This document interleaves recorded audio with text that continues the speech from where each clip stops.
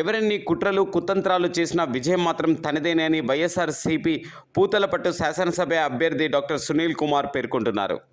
మా ప్రీతమ నేత జగన్మోహన్ గారి మీద జరిగినటువంటి రాళ్ల దాడి ఏదైతే ఉందో మరి అతన్ని తీవ్రంగా గాయపరిచి మా నేత మీద చేసినటువంటి దాడిని మేము ఖండిస్తున్నాము. నిజంగా ఇది ప్రజాస్వామ్యంలో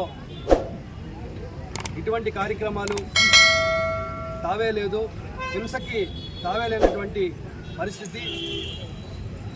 ఈరోజు ప్రజాకర్షణతో ప్రజలకి సేవ చేసుకుంటూ ప్రజల మధ్యలోకి ధైర్యంగా వెళ్తున్నటువంటి మా ముఖ్యమంత్రి గారిని, ఆయనకు వస్తున్నటువంటి ప్రజాదరణని చూసి ఓర్వలేక ఈరోజు చంద్రబాబు గారు కానీ వారి యొక్క కూటమి కానీ ఈరోజు చేసినటువంటి ఇది ఒక హత్యా ప్రయత్నంగా మేము భావిస్తున్నాము.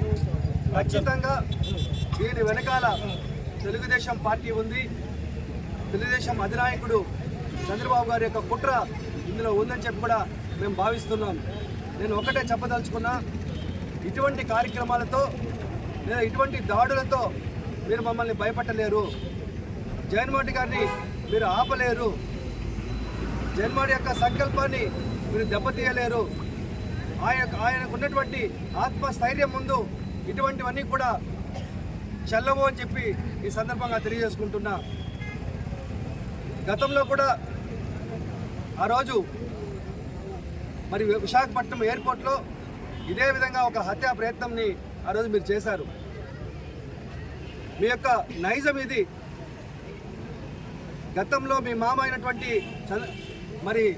మరి ఆ రోజు ఎన్టీ రామారావు గారిని వెన్నుపోటు ద్వారా ఆయనకు మోసం చేసి ఆయన చావుకి కారకులైనటువంటి చంద్రబాబు, ఇవన్నీ కూడా సహజసిద్ధంగా పుట్టుకున్నటువంటి లక్షణాలు.